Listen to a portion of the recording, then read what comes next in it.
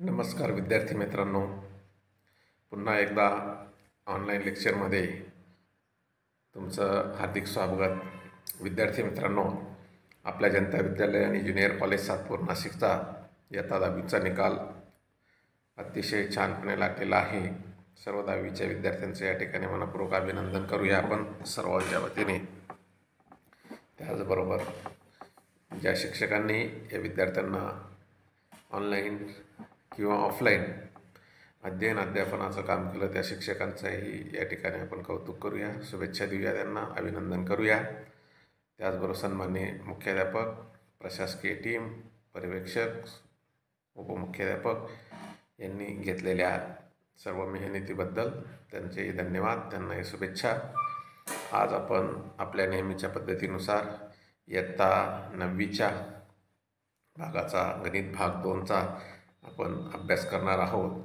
गणित भाग 2 या प्रकरणामध्ये, या विषयामध्ये भूमितीतील मूलभूत संबोध हा भाग आपण अभ्यासतो आहे.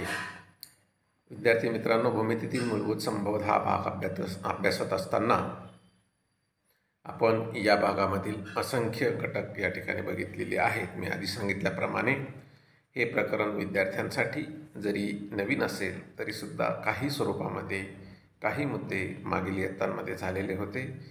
पुन्हा एकदा या प्रकरणामध्ये कोणते मुद्दे आपण शिकलो आहोत या मुद्द्यांचा आपल्याला थोडक्यात आढावा घेऊन आजच्या मुद्द्याकडे वळणार आहोत.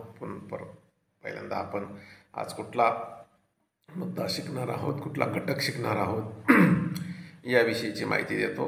सशर्त विधाने आणि व्यत्यास हाही भाग तुमच्यासाठी अत्यंत नवखा आहे, त्यामुळे ह्या भागाचं सुद्धा तुम्ही व्यवस्थित अध्ययन करायचं आहे. काळजीपूर्वक व्हिडिओ बघायचा आहे. 2 वेळा व्हिडिओ बघितला तरी हरकत नाही. या भागासाठी तुम्हाला प्रत्यक्षपणे पुस्तक तिथे तुमच्याजवळ असणं गरजेचं आहे.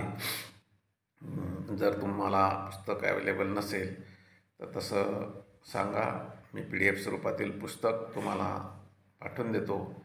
आजच तुमच्या ग्रुपवरती PDF स्वरूपातील पुस्तक अवेलेबल होतील याची व्यवस्था करतो. ती पुस्तकं डाउनलोड करा, म्हणजे जर पुस्तक नसेल तरीसुद्धा त्यामधून तुम्हाला ते वाचून घेता येतील. आज आपण सशर्त विधाने आणि व्यत्यास हा भाग बघणार आहोत. तत्पूर्वी या प्रकरणामध्ये आपण काय काय गोष्टींचा अभ्यास केला त्याची माहिती घेऊया. विद्यार्थी मित्रांनो, आपण प्रकरणाची सुरुवात भूमितीच्या व्याख्येनुसार केली होती, व्याख्येच्या अनुसरून केली होती. त्यानंतर अंतर हा भाग, अंतर कसं शोधायचं दरम्यानचा हा मुद्दा बघितला. त्यानंतर काही व्याख्या बघितल्या ज्यामध्ये रेख किंवा रेषाखंड, रेषा, एकरूप रेषाखंड, लंबता, रेषाखंडाचा लहान मोठेपणा, एक रेषेबिंदू, 2 बिंदूंमधील अंतर काढणे, 2 बिंदूंच्या दरम्यान मध्यबिंदू कसा शोधायचा, अशा प्रकारचे विविध उदाहरणे आपण त्या ठिकाणी बघितलेली होती, अभ्यासलेली होती. आणि आता आपण सशर्त विधाने आणि व्यत्यास या भागाकडे वळणार आहोत. ठीक आहे.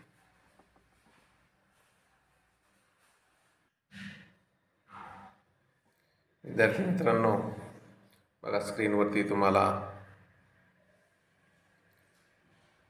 एक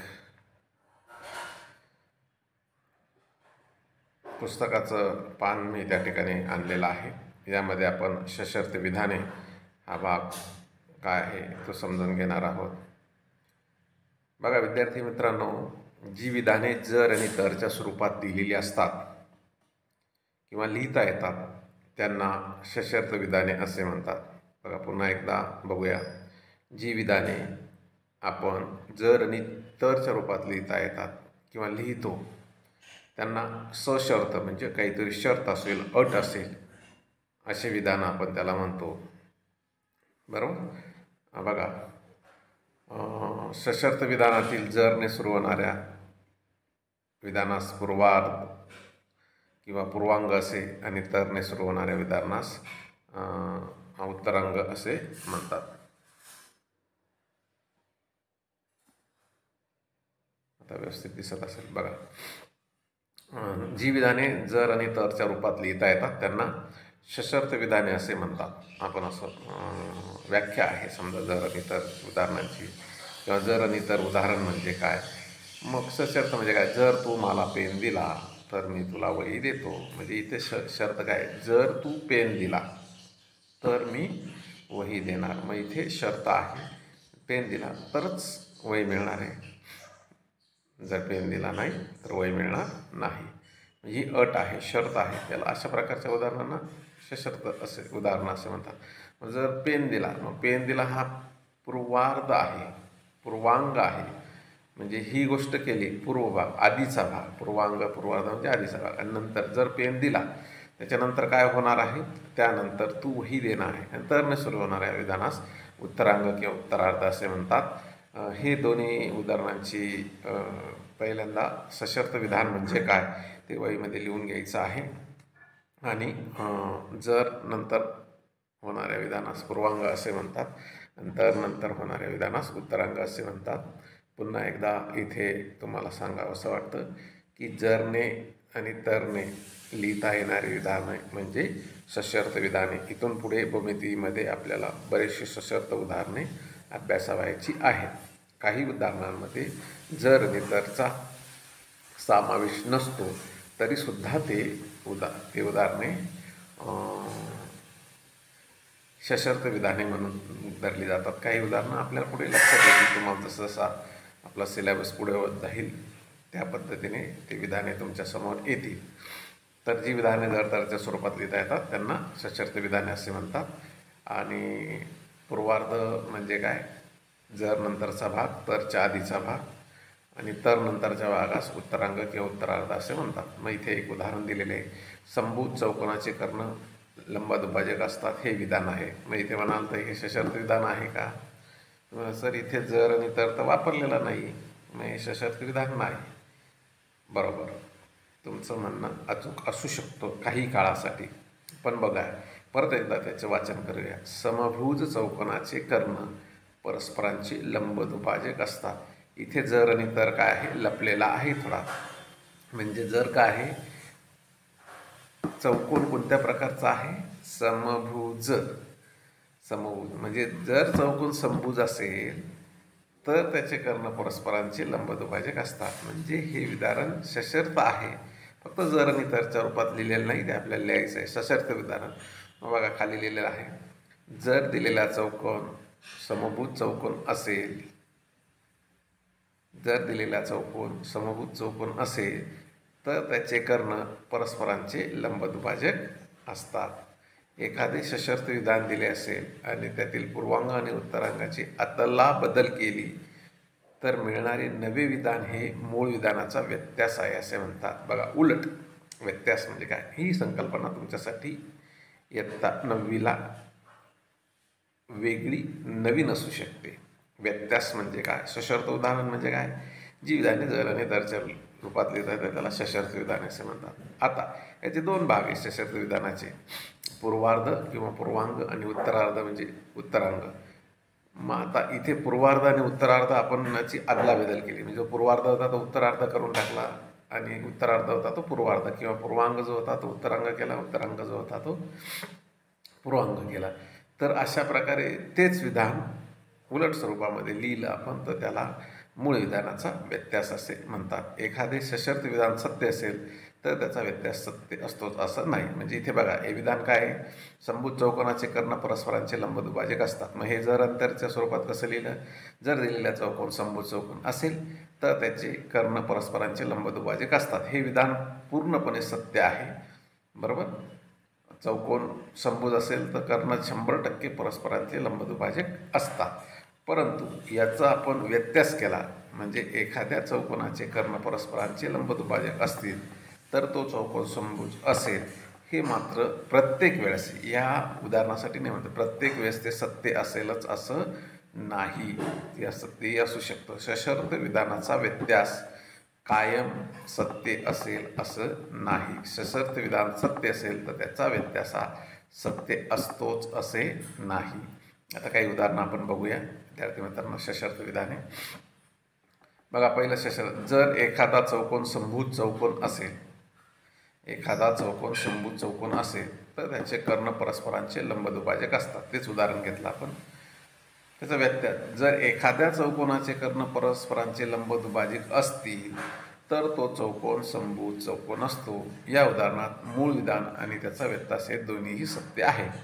मी आधी सांगितलं की व्यत्यास नेहमी सत्य असेलच असं काही नाही, पण बऱ्याच वेळा तो सत्य पण असतो, ते दिलेलं असतं. तर इथे मूळ विधानाचं आणि व्यत्यास हे दोन्ही गोष्ट काय आहे, सत्य आहे. आता दुसरं सशर्त विधान इथे दिलेलं आहे. जर एखादी संख्या ही मूळ संख्या असेल तर ती सम किंवा विषम असते. बघा, एकदम बरोबर. तुम्हाला मूळ संख्या ही संकल्पना पहिल्यांदा माहीत असणं गरजेचं आहे. मूळ संख्या सांगा बरं. 2, 5, 7, 11, 13 अशा पद्धतीने 17, 19 अशा पद्धतीने ज्या संख्येला त्याच संख्येने आणि एकाने भाग जातो किंवा ज्या संख्येचे अवयव हे ती संख्या स्वतः आणि एक व्यतिरिक्त दुसरे कुठलीही संख्या नसते, अशा संख्यांना मूळ संख्या म्हणतात. हे आपण बऱ्याच वेळा बघितलेलं आहे. नसेल तर मीही आत्ता व्याख्या सांगितली. तर जर एखादी संख्या सम किंवा विषम असेल तर ती मूळ संख्या असते. त्याचा व्यत्यास ते शक्य आहे का? नाही. एखादी संख्या मूळ संख्या असेल ती सम आणि विषम असते. आपण बघितलं, आता संख्या बघितल्या, 2 बघितला सम आहे, 3 बघितला विषम आहे, 5 बघितला विषम आहे, म्हणजे सम आणि विषम येत आहे. त्याच्या उलट जर एखादी संख्या सम किंवा विषम असेल तर ती मूळ संख्या असते. या उदाहरणात मूळ विधान सत्य आहे पण व्यत्यास असत्य आहे. व्यत्यास कसा असत्य आहे ते बघू. जर एखादी संख्या सम किंवा विषम असेल, मग मी 4 ही संख्या घेतली, ती कुठली आहे? सम आहे. मग ती मूळ संख्या आहे का? नाही. 4 ही मूळ संख्या नाही, तर ती संयुक्त संख्या आहे. मग आता विषम संख्या घेतो दुसरी एखादी मी. विषम संख्या सांगा. 15 ही विषम संख्या आहे. मग 15 ही संख्या मूळ संख्या आहे का? नाही. मग इथे दोन्ही संख्या बघा, सम आहे विषम आहे, तरी ती मूळ संख्या आली. म्हणजे हे विधान सरसकटपणे आपल्याला वापरता येणार नाही. म्हणजेच हा व्यत्यास काय? असत्य आहे. हे जरी सशर्त विधान असलं तरी व्यत्यास हा असत्य आहे. म्हणजे मूळ विधानाचा व्यत्यास आहे हो असत्य आहे. मग आधी सांगितल्याप्रमाणे जर एखादं सशर्त विधान असेल, ते सत्य असेल, तर त्याचा व्यत्यास हा नेहमीच सत्य असेल असं नाही. ओके. सशर्त विधान आणि त्याचा व्यत्यास तुम्हाला आता येता येईल. पुढच्या भागाकडे वळूया. पुढचा आणि सगळ्यात महत्त्वाचा भाग सिद्धता, प्रूफ्स.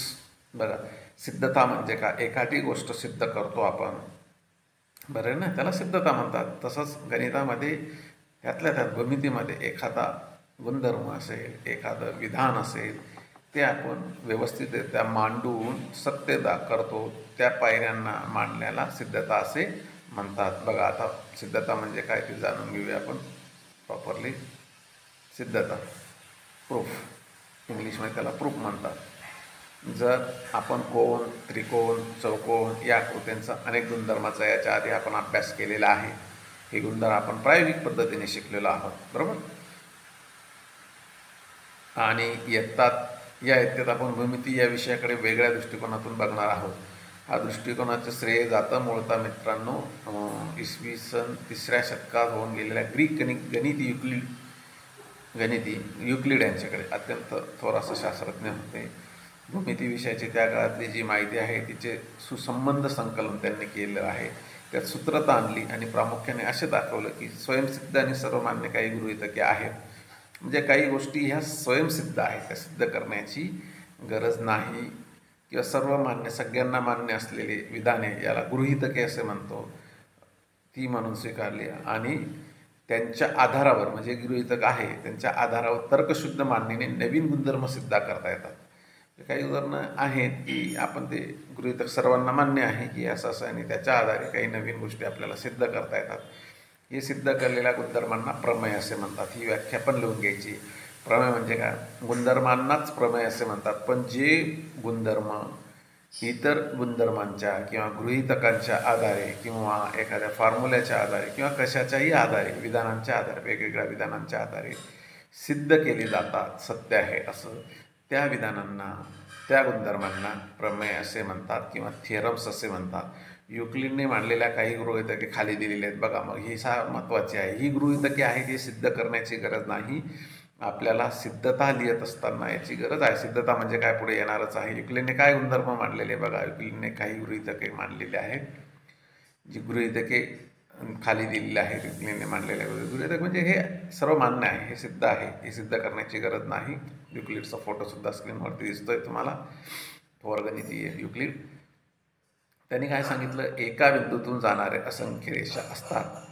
तुम्ही एक बिंदू घ्या, पट्टी ठेवा आणि त्या बिंदूतून रेषा काढा. एक काढता येईल. त्याच बिंदूतून दुसरी रेषा काढण्याचा प्रयत्न करा. त्याच बिंदूतून तिसरी, चौथी, असंख्य रेषा तुम्हाला काढता येतील. हे तुम्हाला सिद्ध तिथे वहीवरती करता येतील घरी बसून. म्हणजे एका बिंदूतून असंख्य रेषा जातात. दोन बिंदूतून एक आणि एकच रेषा जाते. ती सोपं आहे. दोन बिंदू कुठेही घ्या, 2 सेंटीमीटरवर घ्या, 5वर घ्या, 10 मीटरवरती घ्या, किंवा इथून एखादा बिंदू आपल्या सातपूरला असेल, एखादा CBSला असेल आणि त्यांना जोडायला प्रयत्न केला आपण. आता ते प्रॅक्टिकली शक्य नाही, पण मग आपण प्रयत्न केला, समजा सरळ रेषा काढण्याचा प्रयत्न केला, तर त्याच्यामधून फक्त एक आणि एकच रेषा जाते. तुम्ही वहीवरती 2 बिंदू घ्या आणि रेषा काढण्याचा प्रयत्न करा आणि दुसऱ्या पद्धतीने परत काढण्याचा प्रयत्न करा, तुम्हाला जमणार नाही. एकच रेषा जाते. कोणतेही बिंदू केंद्र मानून दिलेल्या त्रिज्येचे वर्तुळ काढता येते. केंद्रमाना एक बिंदूने किती वर्तुळ काढा, वर्तुळ आपल्याला काढता येते. सर्व काटकोन परस्परांशी एकरूप असतात. एकरूप ही संकल्पना आपण समजून घेतली. एकरूप म्हणजे काय, समान असणे. 2 रेख केव्हा एकरूप असतात रेषाखंड, जेव्हा त्यांची लांबी समान असतात. 2 कोन केव्हा एकरूप असतात, जेव्हा त्यांचं माप काय असतं, अंशात्मक माप हे सारखं असतं. मग काटकोनाचं अंशात्मक माप किती आहे, 90 अंश आहे. मग कुठलेही 2 काटकोन एका असतात, सर्व काटकोन एका असतात, एकरूप असतात, कारण त्यांचं माप ऑलवेज कायम कुठेही 90 अंश असतं. भारतात असतं, अमेरिकेत असतं, सातपूरला असतं, आपल्या शाळेत असतं, दुसऱ्या शाळेत असतं, 90 अंशच असतं. म्हणून सर्व काटकोन परस्परांशी एकरूप. हे सिद्ध करण्याची गरज नाही, हे सर्व मान्य आहे. ज्या म्हणून याला गृहीतके असे म्हणतात. 2 रेषा आणि त्यांनी काढलेली छेदिका काढली असता एका बाजूला तयार होणाऱ्या अंतरकोनांची बेरीज 2 काटकोनापेक्षा कमी असेल तर त्या रेषा त्याच दिशेने वाढाव्यास एकमेकांना छेदतात. मग या बाबतीत आपण रेषा आणि त्या संदर्भामधील बऱ्याचशा अटी, शर्ती, व्याख्या, कसोट्या आपण बघितलेल्या आहेत. 2 रेषा, समांतर रेषा आणि असमांतर रेषा, ज्यामध्ये म्हणजे 2 रेषा कुठल्याही काढल्या आपण, छेदिका काढली, तर एका बाजूला तयार होणारे अंतरकोन जर 2 काटकोनापेक्षा म्हणजे 180 अंशापेक्षा कमी असतील, बेरीज 180 पेक्षा कमी असेल, तर 100% त्या रेषा पुढे जाऊन एकमेकांना छेदतात. आणि जर त्यांची बेरीज 2 काटकोना एवढी असेल तर मात्र त्या समांतर रेषा असतात. आता यातील काही गुणधर्म कृतीने तुम्हाला पडताळून पाहता येतील. मी तुम्हाला सांगितलं. आता एखाद्या गुणधर्माची तर्कशुद्ध बघा, आता व्याख्या आपल्याला सिद्धता म्हणजे काय, एखाद्या गुणधर्माची व्याख्या लिहून घ्यायची. एखाद्या गुणधर्माची तर्कशुद्ध सिद्धता देता येत असेल, तर्कशुद्ध सिद्धता काही वापरायचं नाही, तर्कशुद्ध हे असं आहे तसं आहे, शुद्धता देता येत असेल तर तो गुणधर्म सत्य मानला जातो. आणि यासाठी तर्कशुद्ध मांडणीला किंवा त्या मांडणीमध्ये वापरलेले गुणधर्म म्हणजेच त्या प्रमेयाची सिद्धता होय. सिद्धतेची व्याख्या बघा, एखाद्या गुणधर्माची तर्कशुद्ध सिद्धता देता येत असेल, गुणधर्माची प्रत्येकाची तर्कशुद्ध सिद्धता देता येत असेल समजा, आणि त्यासाठी केलेल्या तर्कशुद्ध मांडणीला आपण लेखन केलं, मांडणी केली, एक पायरी लिहिली, त्या मांडणीला त्या गुणधर्माची प्रमेयाची सिद्धता असे म्हणतात. मग इथे परत एकदा पूर्वार्ध आणि उत्तरार्ध ही शब्द वापरले होते, तर इथून पुढे आपण 2 वेगळे शब्द वापरणार आहोत. एखादे सशर्त विधान सत्य आहे हे आपल्याला सिद्ध करायचे असेल तेव्हा त्यातील पूर्वांगाला पक्ष आणि उत्तरांगाला साध्य असे म्हणतात. काय म्हणतो आपण त्याला, पूर्वार्धाला पक्ष असे म्हणतात आणि उत्तरार्धाला काय म्हणतात, साध्य असे म्हणतात. सशर्त विधान म्हणजे आता पूर्वांग आणि उत्तरांग विसरून जायचं. जर नंतरचा येणारा भाग हा पक्ष आणि तर नंतरचा येणारा भाग हा साध्य, म्हणजे ते सिद्ध करायचं आहे. सिद्धतेचे 2 प्रकार आहेत मित्रांनो, प्रत्यक्ष सिद्धता आणि अप्रत्यक्ष सिद्धता.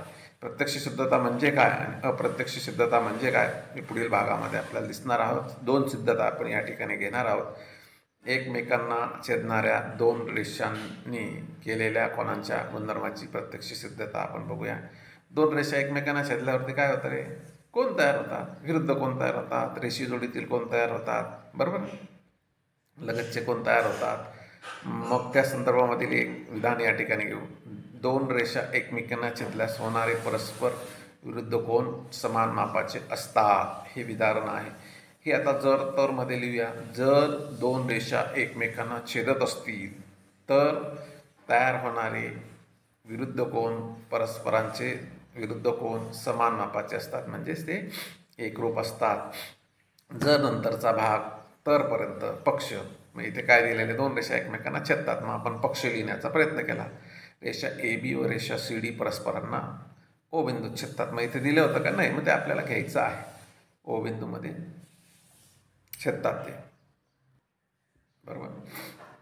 ठीक आहे. मग साध्य म्हणजे सिद्ध काय करायचं, मग जर आणि तरच्या स्वरूपामध्ये आपण लिहिण्याचा प्रयत्न केला. समजा जर आणि तरच्या स्वरूपामध्ये, तर तयार होणारे विरुद्ध कोन परस्पर समान मापांचे असतात. इथे दोन जोड्या आहेत विरुद्ध कोनांच्या, AOC आणि DOB किंवा BOD ही एक जोडी, आणि AOD आणि BOC किंवा DOA COB ह्या ज्या जोड्या आहेत त्यांचं माप काय असतं, समान असतं.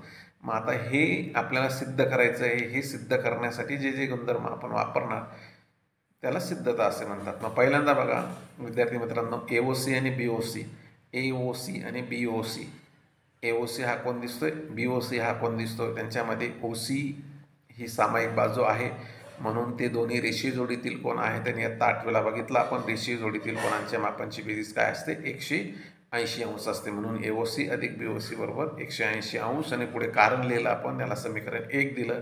रेषीय जोडीतील कोणांच्या मापांची बेरीज ही 180 अंश असते, बरोबर. नंतर पुढे जाऊ, BOC आणि BOD हे दोन कोण, त्याच्यामध्ये पण BO हा किरण सामायिक आहे. मग रेषीय जोडीतील कोणांची आपण व्याख्या बघितली. जर दोन कोणांच्या बाबतीत एक बाजू सामायिक असेल आणि दुसरी बाजू परस्परांचे विरुद्ध किरण असतील तर अशा प्रकारच्या कोणांच्या जोडीला रेषीय जोडीतील कोण असे म्हणतात. आणि रेषीय जोडीतील कोणांच्या मापांची बेरीज किती असते, 180 अंश असते. असे आपण विधान आणि हा गुणधर्म आपण आधी बघितलेला आहे. मग त्याचा वापर करून आपण रेषीय जोडीतील कोणांच्या मापांची बेरीज 180 अंश असते, त्याच्यावरून आपल्याला हे विधान आलेलं आहे. बघा, मग ह्या पहिल्या विधानामध्ये आणि दुसऱ्या विधानामध्ये किंवा पहिल्या समीकरणामध्ये आणि दुसऱ्या समीकरणामध्ये उजवी बाजू जी दिसते आहे ती उजवी बाजू आहे 180 अंश, ती समान आहे. मग एक बाजू जर समान असेल तर दुसरी बाजू पण काय असणार आहे, समान येणार आहे. मग याचं दैनंदिन जीवनातील उदाहरण तुम्हाला देतो. आपण तराजूमध्ये 1 किलो ठेवला आणि दुसऱ्या बाजूला 1 किलो टोमॅटो ठेवले. ते टमाटे बाहेर काढून घेतले आणि नंतर त्या दुसऱ्या पारड्यामध्येच आपण 1 किलो साबुदाणे ठेवले आणि नंतर 1 किलो बाजूला काढून घेतला आणि टोमॅटो आणि साबुदाणे दोन्ही पारड्यांमध्ये वेगवेगळ्या पारड्यांमध्ये ठेवले. तर आता काय होईल, तो जो मधला काटा असेल, बॅलन्स असेल आपला स्थिर होणारा जो आपल्याला काटा दिसेल, तो खालीवरती असेल का, नाही, तो बरोबर मध्यावरतीच असेल. कारण की टोमॅटो पण 1 किलो आहे आणि साबुदाणे पण 1 किलो आहेत. याच्यासाठी अचूकता येण्यासाठी तुम्ही इलेक्ट्रॉनिक काट्यावरती ही गोष्ट केली तर साबुदाणा आणि साखर हे उदाहरण घेतलं तर अति योग्य होणार आहे. म्हणजे उजवी बाजू समान आली, म्हणजे 1 किलो समान होता तर टोमॅटो आणि साखर हे काय, साबुदाणे हे काय येणार आहे, सारखेच येणार आहे. म्हणजे टोमॅटो आणि साबुदाणे पण सारख्याच मापाचे होतील किंवा त्यांचं मोजमाप हे सारखंच येईल. त्याच पद्धतीने इथे उजवी बाजू समान आहे तर डावी बाजू पण काय येणार आहेत, दोन्ही समान येणार आहेत. म्हणजे AOC अधिक BOC बरोबर BOC अधिक BOD. मग याच्यामध्ये बघा BOC इकडे दिसतोय, डाव्या बाजूला उजव्या बाजूला पण BOC दिसतोय, दोन्ही समान आहेत म्हणून त्याचा लोप होतो. म्हणून AOC बरोबर BOD. AOC आणि BOD, कोण AOC बरोबर कोण BOD. पण आपण एकरूप कोणाची व्याख्या अभ्यासली, ज्या कोणांचं माप हे समान असतं त्याच ते कोण एकमेकांचे एकरूप होतात. अशाच पद्धतीने आपल्याला BOC आणि AOD हे एकरूप आहेत असं सिद्ध करता येईल. मग आत्ता हे ज्या पायऱ्या आपण 2-3 लिहिल्या यालाच म्हणतात सिद्धता. बघा, मग वरती जाऊ थोडंसं, प्रमेय म्हणजे सशर्त विधान, त्याला प्रमेय असे म्हणतात. जे सिद्ध करायचं असतं त्याच्यामध्ये जर नंतरचा भागाला पक्ष तरपर्यंतला आणि तर नंतरच्या भागाला साध्य म्हणतात. जे आपल्याला विविध गृहीतकांच्या, गुणधर्मांच्या, फॉर्म्युल्यांच्या आधारे, विधानांच्या आधारे सिद्ध करायचे असतात. आणि ते पक्ष सिद्ध करण्यासाठी, पक्षाचा वापर करून साध्य सिद्ध करण्यासाठी जे काही आपण पायऱ्या लिहितो, गुणधर्म वापरतो, आणि शेवटी साध्य मिळतं आपल्याला, त्या लेखनाला सिद्धता असे म्हणतात. आणि या ठिकाणी बघा, ही जी सिद्धता आहे ही प्रत्यक्ष सिद्धता आहे. म्हणजे जे विधान आहे ते घेतलेलं आहे, ते सिद्ध करून दाखवलं आहे, याला प्रत्यक्ष सिद्धता असे म्हणतात. आता अप्रत्यक्ष सिद्धता म्हणजे काय? अप्रत्यक्ष सिद्धता म्हणजे या पद्धतीत सुरुवातीला साध्य असत्य गृहीत धरलं. आता आधीच्या उदाहरणात बघितलं, साध्य जे आहे ते सत्य धरून आपण सिद्ध झालेली. परंतु अप्रत्यक्ष सिद्धतेमध्ये केवळ तर्काच्या आधारे, आधी मान्य झालेल्या सत्यांच्या आधारे एका पायरीने दुसऱ्या पायरीच्या निष्कर्षापर्यंत जातो आपण. आणि हा निष्कर्ष माहीत असलेला सत्य गुणधर्माशी किंवा पक्षाशी आपण पडताळून बघतो आणि विसंगत मिळतो तो. म्हणजे आपण जी आधी सुरुवात केलेली होती ती सुरुवात चुकीची आहे असा निष्कर्ष आपल्याला काढावा लागतो आणि मग आधीचे जे साध्य ते स्वीकारले जाते. आता उदाहरण बघू. 2पेक्षा मोठी असणारी मूळ संख्या विषम असते. 2पेक्षा मोठी संख्या बघा, 2पेक्षा मोठी असणारी मूळ संख्या. मग 2पेक्षा मोठ्या असणाऱ्या मूळ संख्या तुम्हाला सांगतो मी. 3 घेतला, 5 घेतला, 7 घेतला, 11 घेतला, 13 घेतला. तुम्हाला एक गोष्ट मी सुरुवातीला सांगितलं की 2 ही एकमेव सममूळ संख्या आहे. जगामध्ये समसंख्या मूळ संख्या आहेत, पण ती एकच आहे, ती म्हणजे काय? 2. मग इथे विधान काय? जर दिलेली संख्या मूळ संख्या असेल, 2पेक्षा मोठी मूळ संख्या असेल तर ती 100% विषम संख्या असते. तर आपल्याला माहिती आहे 2पेक्षा मोठी समसंख्या ही मूळ संख्या नाही. मग सगळ्या ज्या विषम संख्या आहेत 2पेक्षा पुढच्या, त्यामधूनच मूळ संख्या येतात. समसंख्या ही मूळ संख्या 2पेक्षा मोठी असणारी येतच नाही. हे मात्र आपल्याला सिद्ध करायचं आहे. हे प्रत्यक्ष सिद्ध नाही करता अप्रत्यक्ष आपण घेणार आहोत. सशर्त विधान, जर ही पी ही 2पेक्षा, आता इथे घेतल्यात, जर पी ही 2पेक्षा मोठी मूळ संख्या असेल तर पी ही विषम संख्या असते. मग आता पी आपल्याला विषम संख्या आहे हे दाखवायचं आहे. पक्ष पी ही 2पेक्षा मोठी मूळ संख्या आहे, म्हणजेच पीचे 1 व पीचे 2 विभाजक आहे. 2पेक्षा मोठी मूळ संख्या आहे, म्हणजे 2पेक्षा मोठी म्हणजे एक हे तिचं विभाजक आहेच, बरोबर. आणि पी हे 2च विभाजक आहे, म्हणजे ती स्वतः एक मूळ संख्या आहे. मग मूळ संख्येची व्याख्या मी अलीकडेच सांगितली तुम्हाला 10-20 मिनिटापूर्वी. मूळ संख्या म्हणजे काय? ज्या संख्येला त्याच संख्येने भाग जातो किंवा एकाने भाग जातो, किंवा ज्या संख्येचे 2च विभाजक असतात, ती संख्या आणि 1. मग इथे पीचे 2च विभाजक आहे, 1 आणि स्वतः पी. आता साध्य काय करायचं? पी ही विषम संख्या आहे. तर पहिल्यांदा असं मानू आपण पी ही विषम संख्या नाही. मग मी अप्रत्यक्ष सिद्धतेसाठी मी तुम्हाला सांगितलं होतं की जे साध्य आहे ते साध्य काय धरायचं आहे?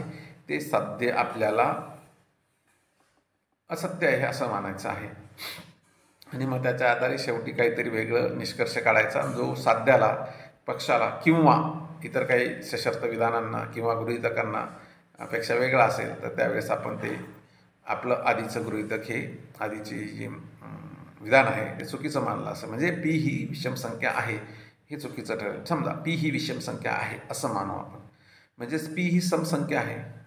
पी ही विषम संख्या नाही. मग विषम नाही तर दुसरी संख्या काय आहे? संयुक्त संख्या. विषम संख्या नसेल तर मग दुसरी संख्या काय? सम आहे. म्हणजेच पी ही समसंख्या आहे. मग पी जर समसंख्या आहे, समसंख्येचा 2 हा कुठल्याही समसंख्येचा 2 हा विभाजक आहे, बरोबर. मग पी ही 2पेक्षा मोठी मूळ संख्या दिलेली आहे. 2पेक्षा मोठी मूळ संख्या आहे म्हणून पीचे 1 व पीचे 2च विभाजक आहे. 1 आणि पी हे 2च विभाजक आहे. पण मग इथे काय आलं आहे? आपण 2 हा पण विभाजक आला, म्हणजे आपलं विधान काय झालं? ते विसंगत झालं ना. पीचे 3 विभाजक होऊन गेले. पीचा 1 विभाजक झाला, पीचे स्वतः पी विभाजक झाले आणि परत 2 हा विभाजक झाला. मग 2 विभाजक झाले तर ती मूळ संख्या येईल का? 3 विभाजक झाले तर नाही, ती मूळ संख्या येणार नाही.